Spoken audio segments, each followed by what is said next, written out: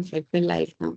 Thank you so much, everyone, for joining in. We're waiting for another couple of minutes for people to join in, and then we'll start the session.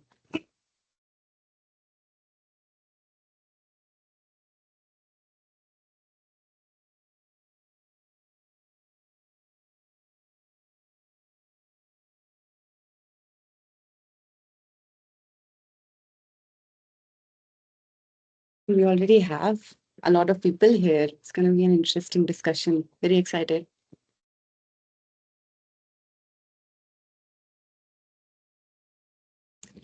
All right, I think we should start now. So, hello everyone, and welcome to another session of Radio Unplugged. It's our very own live series that we've recently started. I'm Sakshi, and I'm excited to be your host today. Whether you're a passionate radio enthusiast, broadcaster, or someone curious about the future of digital radio, you're in the right place. Because today we have an exciting session lined up as we dive into the Digital Radio Mondiale, DRM, a groundbreaking technology that's transforming global broadcasting. And to help us understand its impact, we're bringing together some of the biggest names in the digital radio industry. Joining us today, we have Ruxandra Obreja, Chairman of the DRM Consortium, Matthew Phillips, Product Director, Broadcast and Maritime CML Micro, and Gunter Lawrence, CEO of WRTH, who will be leading today's discussion. They'll be sharing their insights on DRM's capabilities, its role in the future of radio, and what it means for listeners, broadcasters, and the industry as a whole. We'll start the discussion between our guests, followed by an open Q&A session with the audience. So you all can keep on sharing your questions in the chat box you see on your screen. Keep on sending them throughout the session, and we'll jump onto them towards the end of the session. So let's get started. Gunter, please, we'd love to hear from you now.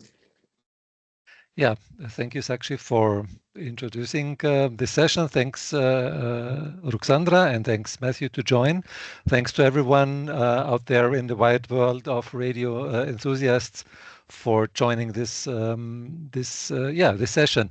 And whenever I'm thinking about DRM, what comes into my mind is that we have this that nature has provided us with this wonderful spectrum of shortwave frequencies. They allow us to communicate on this planet, coast to coast, around the globe with zero infrastructure. We just need a transmitter on one side and a receiver on the other side. And this wonderful spectrum is being used, unfortunately, not as much as it was used when I was a young boy, but it's still used. And I think using it in a digital way is very, very exciting. And this is what our session today is about, understanding how we can use shortwave, and not only shortwave, but also parts of the spectrum for digital broadcasting. So to introduce and to start with, my first question would be to Ruxandra and Matthew. Can you quickly explain us what is DRM technology? And what is its difference to other digital radio standards? So what is DRM? DRM is and started as a solution of replacing what you rightly described, shortwave, and also medium wave. Some people call it HF and AM.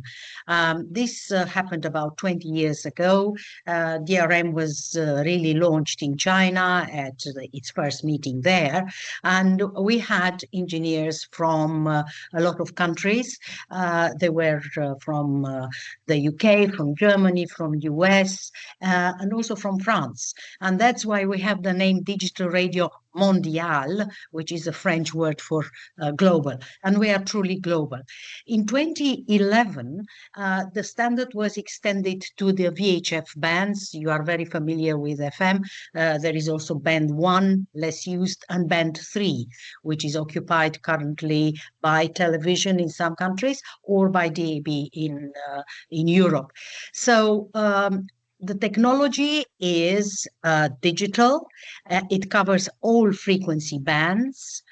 So we are the only standard recognized by ITU and ETSI that is both global and open. Open meaning that we have no secrets. You can understand the technology and apply it any way you want.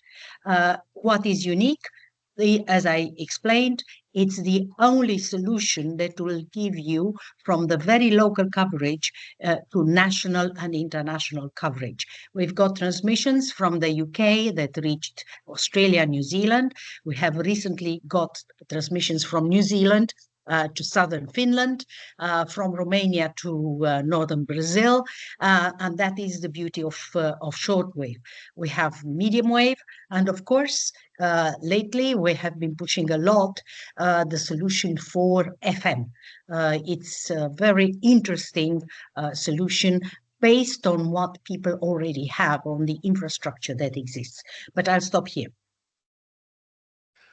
Thank you. And it seems there's much more in DRM as these three letters actually seem to show.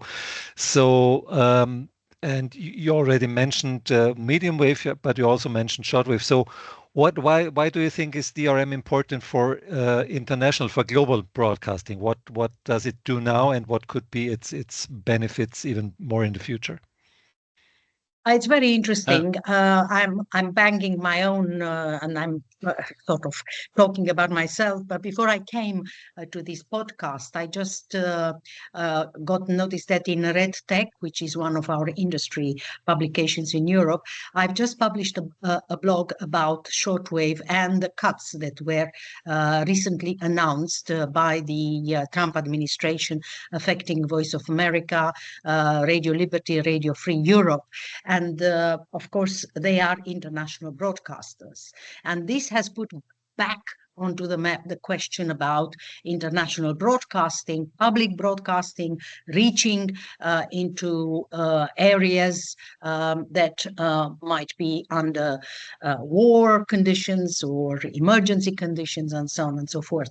I think that very briefly, when I'm inviting you to read my article, but I think that there has been perhaps too much damage done to shortwave broadcasting, international broadcasting, in the name of new technology, IP, artificial intelligence. Everything is going to replace shortwave, whereas shortwave remains a fantastic plan B.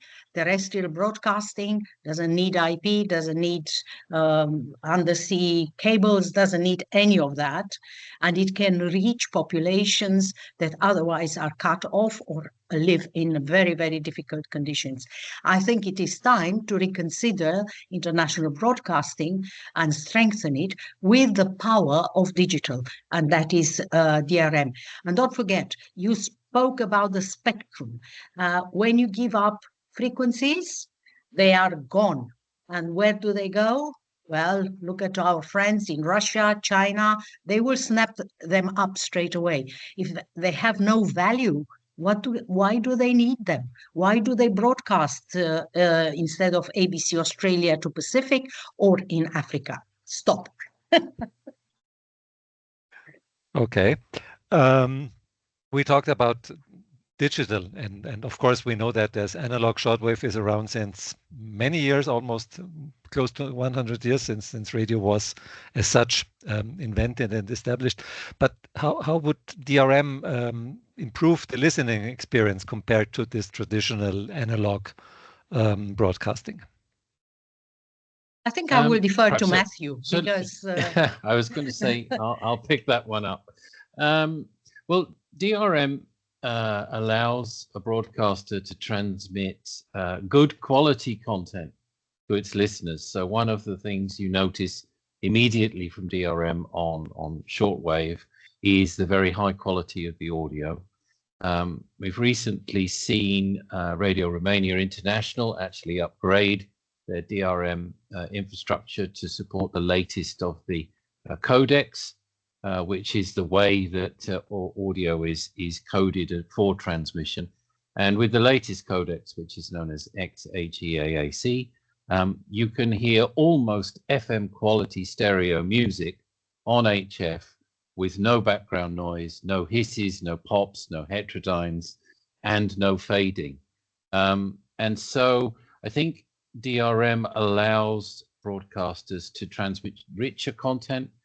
You can have more channels in the available space. If congestion, you can transmit simultaneous language services, for example. And additionally, there's a data channel. So you can augment the broadcast with text and pictures. And for international broadcasters involved in some form of educational project, then the ability to not only hear the audio, but read the text and see the picture from the user in real time is also very powerful. So I think it's got a very rich utility base, shall we say, for really making shortwave broadcasting very advantageous. Mm-hmm. And still, with all these capability and with all this quality it can transmit, it still fits into the channel scheme that we are used to on medium wave and on shortwave. It doesn't require larger bandwidth. One thing that I've always wondered is if one would extend that bandwidth, would there be any benefit in having more bandwidth, or would it not work because the receivers are not designed to work with larger bandwidths? Do you want me to pick that up as well, Sandra? Okay, so on HF, the standard DRM band transmission bandwidth is 10 kilohertz. So you tune with a 5 kilohertz raster, but the actual channel bandwidth is 10 kilohertz. But DRM can transmit in 5 kilohertz, or 10, or 20, or indeed the 9 kilohertz and 18 kilohertz for regions 1 and 3, where that's the channel spacing used in medium wave. And effectively, you can trade bandwidth for the number of services and quality. So potentially, if you have a 20 kilohertz channel available, you can have better quality audio, or you can have more audio channels. And it's actually very flexible in the way the standard works to allow you to trade bandwidth, quality, and actually robustness. And what I mean by that is the ability to resist the very challenging propagation environment that you have on HF. So you can, if you want a transmission that's really designed for local broadcasting, you can make it less robust, then you have more bits available for content. And so you can have richer content. And the DRM standard allows you to, as a broadcaster, to trade off all these things. And the receivers, well, the receiver that my company develops, it automatically understands what is being sent and adapts and changes its decode algorithms accordingly, so that the user doesn't need to know about any of those things. They just hear the channel that they wanted to hear in the quality that's available. I just want to jump in because I saw a comment that shortwave, DRM in shortwave doesn't propagate well. I told you about transmissions received, and our YouTube channel will give you dozens, if not hundreds of examples. I think shortwave has its own challenges, as we know. Day and night are mainly the challenges. In DRM, though, as I explained, we have had excellent audio at 10,000, 11,000 kilometers. So, of course, we can't fight physics, but DRM gives, as Matthew explained, gets rid of all those crackling and fading and so on, and gives you quality audio. And one more point, because we spoke mainly about HF and AM. Let me get to VHF. DRM in VHF, especially band 2, which you all know as FM, because we all listen to FM stations, only needs half of the bandwidth, only 100 kilohertz. Imagine that you can get up to 3 programs, probably 2 very good audio programs, and 1 data channel, which can be, you know, your text, your lyrics of the whatever you want, advertising, whatever you want, all that in half the bandwidth needed for FM, and also at much, much less electricity consumption. Nowadays, when spectrum is in many cases a national asset, like water, like oil, like gas, and we should look after it, that is something that you shouldn't neglect. The fact that you can fit many more stations, have more variety, more competition if you want, or simply give more possibility to more stations to be there by using the spectrum much more efficiently. Could I just make one last comment yeah. on the propagation? Okay. I'll be very quick. I think because I'm a shortwave listener and an enthusiast as well, so I perhaps understand the context of the question. It is fair to say that DRM, the minimum signal strength for you to hear the DRM signal is higher than the minimum signal strength you need to listen to a noisy AM broadcast. But you have to remember that the DRM, because it's digital, has this so-called threshold effect. In other words, it's either there and perfect, or it's not there at all, which is quite different from analog. As a shortwave listener, we're used to the fact that you might hear the signal and you can hear it in the background, and it's got a heterodyne and it's got some splatter from an adjacent channel, but you can just about still hear it. You don't get that effect in DRM. It's either there or it isn't, but it will be there and very clear at lower signal strengths than you would need for an analog signal to sound the same.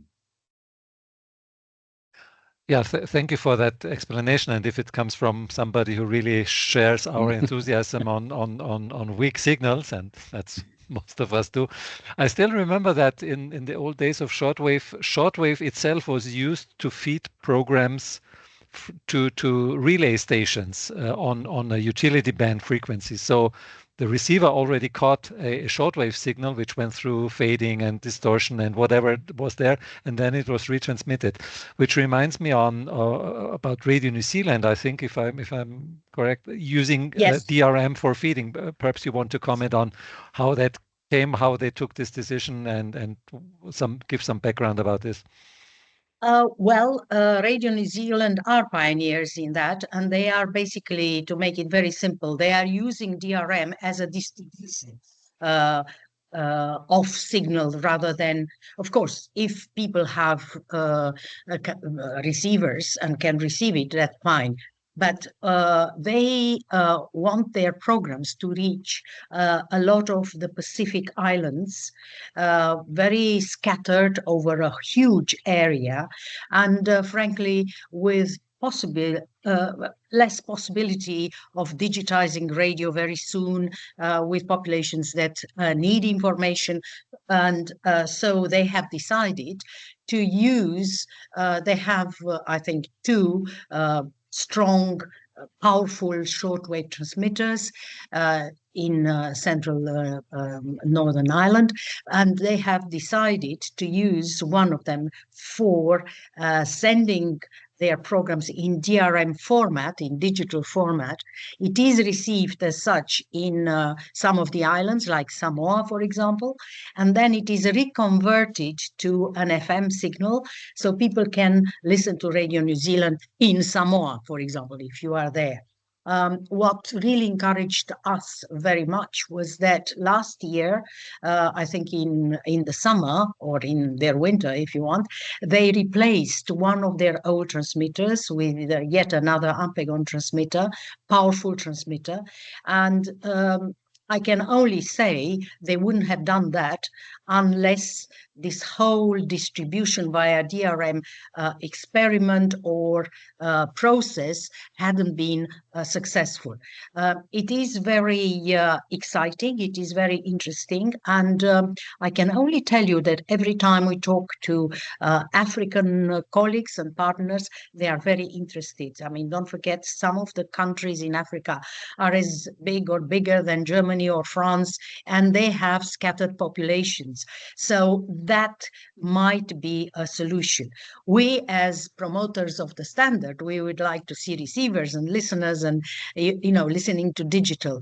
But if information and education can reach those remote areas where populations do not have these receivers yet and are less connected to, let's call it, the digital world of the 21st century, we are totally supportive of using DRM as distribution.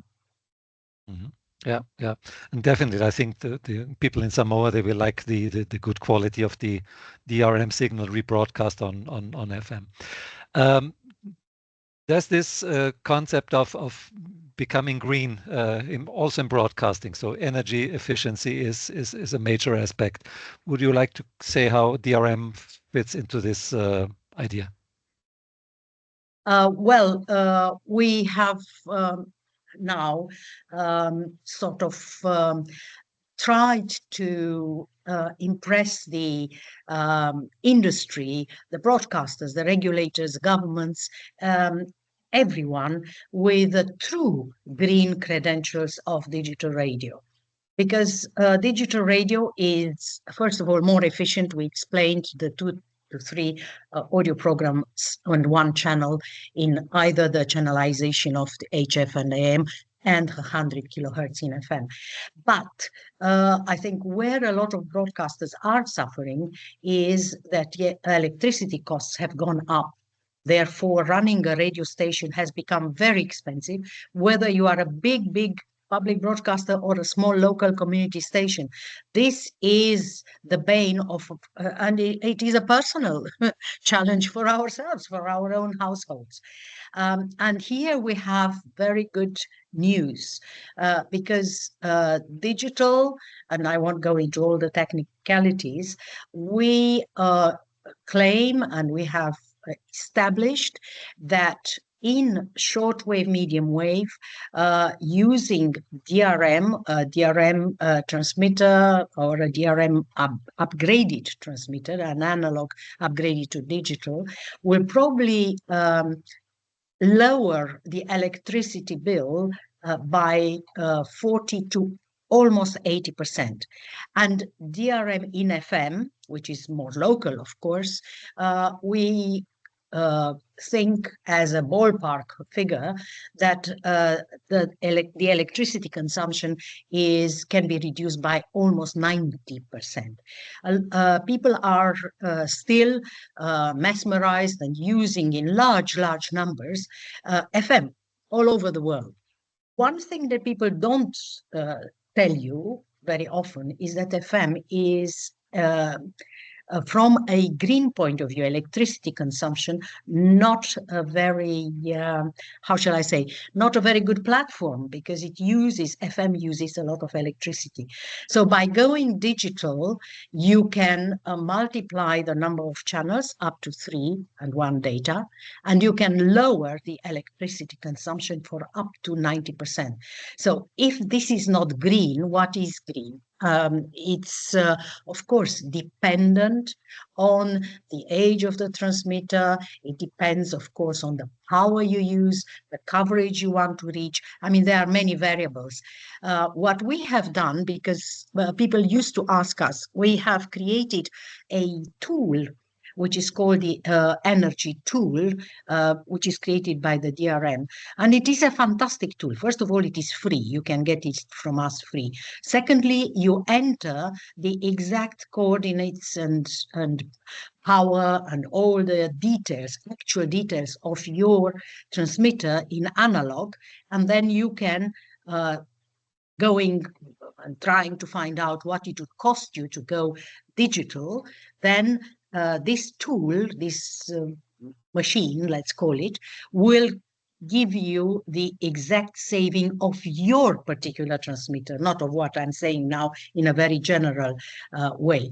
Moreover, it will create a sort of energy efficiency text report that you can give to management. Very often managers do not understand all the ins and outs and the flexibility and the qualms and all that. But half a page which says, this is what will cost you in analog. If you go digital, this is what will cost you. And we had a clear case. I think that as we are in the UK, BBC World Service is broadcast through its partner. It's a network operator called Encompass.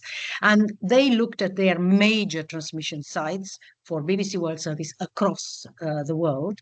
And they calculated, using this calculator, this tool, that they could save around £1 million a year just by going digital.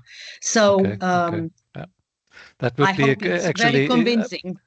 Yeah, definitely. I think some guy in the U.S. administration should have read that paper before he decided to switch off everything. He could have taken a much smarter decision.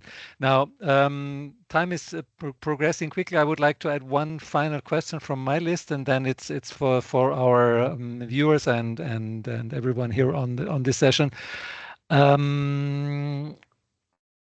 What role does WRTH play in helping people discover DRM schedules? Or let's put it the other way around.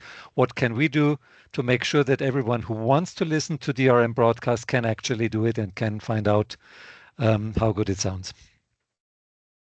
Matthew? Well, as a purchaser of the WRTH, I think we're very happy, obviously, to have been featured in this year's publication, and I think that's something we would want to continue to do, so that we can make sure that the readership of the WRTH is regularly informed of the progress. We do aim ourselves to, there is a page on the DRM website where we try to keep track of all the available transmissions in DRM, but I think just making it easy for potential listeners to know, I'm in this location, I'm interested in listening to a broadcast, what's available currently that I could potentially listen to.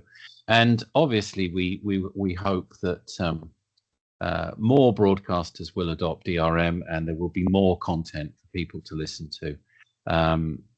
We haven't really had time to mention it, but my own participation in DRM is around supplying solutions for enabling receivers, and we certainly expect to see many more low-cost DRM receivers available. And as those receivers become available, and as DRM gets featured in more and more listener user products, then obviously there's a great incentive for broadcasters to be able to adopt the standard, and keeping track of that and providing information on that from the WRTH, I think, is very, very valuable. By the way, we are changing the time, the clock in Europe at least, tomorrow night, and our www.drm.org has something called broadcast schedules. So please look for the new schedules. That is, and that's where I see to us WRTH is like the Bible of broadcasting. I mean, I haven't been anywhere. I used to work in the BBC. I haven't been in any office which didn't have the handbook, and we would like to continue and strengthen the cooperation, because curated, interesting information about stations, about broadcasts. I mean, everyone says, oh, Google or Amazon or whatever. Yeah, but it's a bit like radio. Information is out there, but we want it curated. We want to have trusted and trusting information. So I think that's your role, and we are very, very happy to strengthen the cooperation. Okay, thank you very much, Ruxandra. Thank you very much, Matthew, for your replies. Now back to Sakshi for letting our questions from the audience. Sure. Thank you so much. It was such a fantastic discussion. We've had some questions in the chat, and we've been addressing them throughout the session. We also had some questions on social media. I'm going to pick one of those as well. So what efforts are being made to make DRM radios more widely available and affordable to the public? Anybody can take this up. Well, I'll leave it to Matthew. He's from CML. I'll take that up as an opportunity for me to talk about my company's product. So CML's involvement in DRM is to create a module. It's I should have got one to hand, but never mind. It's a small subassembly which we've put together, and using this subassembly, it's a complete AM/FM DRM capable radio. It covers from long wave to the top of band to VHF, it's the idea behind the component is that radio manufacturers around the world in many, not just in traditional manufacturing locations, but in many countries, can make simple to use low-cost radios that are DRM capable very, very easily. And I'm very, very pleased because we have really our first major product announcement. There's product launching in India, and this will be available later in the year, manufactured in India. And and this is a radio that should be affordable for anybody. So we really try to address the need of populations for whom this is likely to be a significant purchase and something, therefore, that they will get a lot of value from. And because it's important they do if they're investing a proportion of their salary in such a product. Yeah, so that's what we're trying to do. And I believe there will be many more low-cost DRM receivers available, hopefully based on our product, or if not ours, someone else's of a similar nature. Yeah, there are other, as you know, we have receiver manufacturers in the consortium, which is open to everyone. I invite you to join. It doesn't matter if you are an individual or a big company, a small company. And we were very pleased to announce, I think last week, that two of our members have worked together from Korea, UK, Hong Kong, and they have produced a module that brings together DRM and DAB. That's the first, as far as I know, the first such simple platform that can be used in creating a DRM DAB receiver. Very interestingly as well, they went for DRM in AM and CDR, the Chinese Digital Radio standard, and they've created a model, a module, I should say, a model and a module for that, because China is working on standardizing their own internal digital radio standard. And as far as we know, and we hope, it's a mixture of CDR, Chinese digital radio, and DRM for medium wave and short wave. And what's more important is not only that they are testing, they are doing all the things, but they will recommend, they have recommended already to all the manufacturers, car manufacturers in the country, to include this hybrid, let's call it, or mixed standard, the Chinese, overall Chinese standard, which is DRM and CDR. And I think it's in preparation for that we have seen this module. That sounds amazing. Thank you so much for sharing. As much as we'd love to keep on going with this session, it's been so insightful. Unfortunately, we've run out of time. So this brings us to the end of today's session. A huge thank you to you, Ruxandra, Matthew, and Gunther, for sharing your expertise, and to all of you for being such an engaged audience. We hope this session has given you valuable insights into DRM and its potential to shape the future of radio.